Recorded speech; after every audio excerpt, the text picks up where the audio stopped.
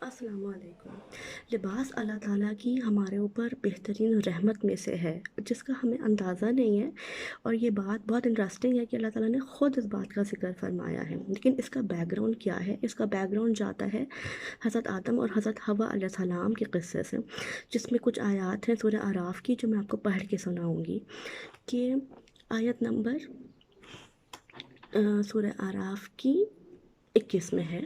پھر یہ ہوا کہ شیطان نے ان دونوں کے دلوں میں وسوسہ ڈالا تاکہ ان کی شرمگاہیں جو ان سے چھپائی گئی تھیں ایک دوسرے کے سامنے کھول دے، اور تمہارے پروردگار نے تمہیں اس طرف سے کسی اور وجہ سے نہیں بلکہ صرف اس وجہ سے روکا تھا کہ کہیں تم اس نے یہ وسوسہ ڈالا تھا کہ تمہارے پروردگار نے تمہیں اس طرف سے کسی اور وجہ سے نہیں بلکہ اس وجہ سے روکا تھا کہ کہیں تم فرشتے نہ بن جاؤ یا تمہیں ابدی زندگی نہ حاصل ہو جائے، اور ان کے سامنے وہ قسمیں کھا گیا کہ یقین جانو میں تمہارے خیر خواہوں میں سے ہوں، اور اس طرح اس نے ان دونوں کو دھوکہ دے کر نیچے اتار ہی لیا۔ چنانچہ جب دونوں نے اس درخت کا مزہ چکھا تو ان دونوں کی شرمگاہیں ایک دوسرے پر کھل گئیں اور وہ جنت کے کچھ پتے جوڑ جوڑ کر اپنے بدن پر چپکانے لگے۔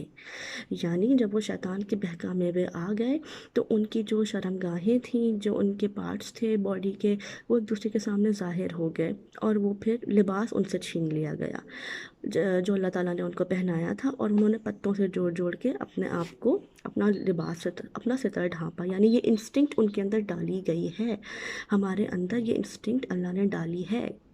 ہمیں احساس ہو جاتا ہے کہ جب ہمارا ستر یا ہماری باڈی کھلی ہے، یہ انسٹنکٹ انسان کے اندر نیچرلی ڈالی گئی ہے۔ تو اور اس کے بعد آگے ہی صورت میں اللہ تعالیٰ فرماتے ہیں کہ سورہ اعراف میں ہی آیت نمبر 32 میں کہ اے آدم کے بیٹوں اور بیٹیوں، ہم دونوں سے خطاب ہے، یہ نہیں ہے کہ صرف بیٹیوں سے ہے، کہ ہم نے تمہارے لیے لباس نازل کیا ہے جو تمہارے جسم کے ان حصوں کو چھپا سکے جن کا کھولنا برا ہے اور جو خوشنمائی کا ذریعہ بھی ہے، یعنی ہمارا ستر لباس جو ہے اللہ نے نازل کیا ہے۔ اور یہ اللہ تعالیٰ کے نزدیک بہت اچھی بات ہے کہ اگر ہم اپنے جسم کو بہت اچھی طریقے سے ڈھانپ کے رکھیں، خوشنمائی طریقے سے، کیونکہ یہ اس کا کھولنا برا ہے اور اس کو ڈھانکنا خوشنمائی کا ذریعہ ہے، یہ فرمایا۔ اور آگے فرماتے ہیں اللہ تعالیٰ، اور تقویٰ کا جو لباس ہے وہ سب سے بہتر ہے۔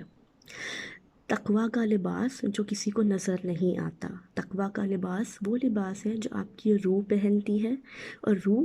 وہ پہنتی ہے کہ جو اللہ تعالیٰ کے آگے خلوص کے ساتھ جھکتی ہے، جو اس کے بندوں کے ساتھ خلوص سے ملتی ہے، جو کسی کو دکھاوے کے لیے اللہ تعالیٰ کی عبادت نہیں کرتے۔ تو سب سے بہترین لباس جو ہے وہ تقویٰ کا لباس ہے، یعنی آپ کا انر سیلف۔ اور جب آپ کا تقویٰ اس حد تک مضبوط ہو جاتا ہے تو وہ آپ کے ظاہری لباس کے اوپر بھی ظاہر ہونا شروع ہو جاتا ہے، تو پھر آپ کا ظاہری لباس بھی اس طرح ہو جاتا ہے جیسے اللہ چاہتا ہے، جیسے اللہ محبت کرتا ہے۔ تو لباس جو ہے ہمارے لیے بہترین نعمت ہے، اور یہ اللہ تعالیٰ نے نازل کی ہے، یہ بہت بڑی ہمارے لیے ایک دولت ہے، لباس پہننا اور اس کو اچھی طریقے سے پہننا۔ صدق اللہ العظیم۔